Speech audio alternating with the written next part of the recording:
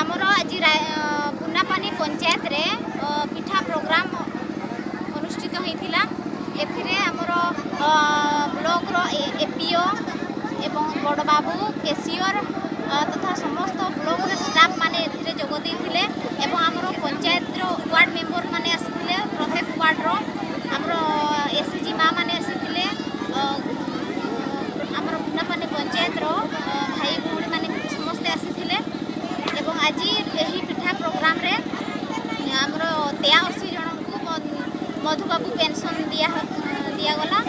एवं 13 जन को कलाकार भत्ता प्रदान करागला। बाल्घेमणि टुडू पुराणपाणी ग्राम पंचायत सरपंच अटे आम पंचायत रे पिठा प्रोग्राम टी कराला एथिरे ब्लॉक रो एपीओ सर चेयरमैन मैडम आ सुपरवाइजर आ वार्ड मेंबर आ वार्ड रो समस्त मेंबर माने भी आसिथिले आ ग्रामवासी मधु आसिथिले पिठा प्रोग्राम टी बहुत भल हैला आ आमे केते जन को आप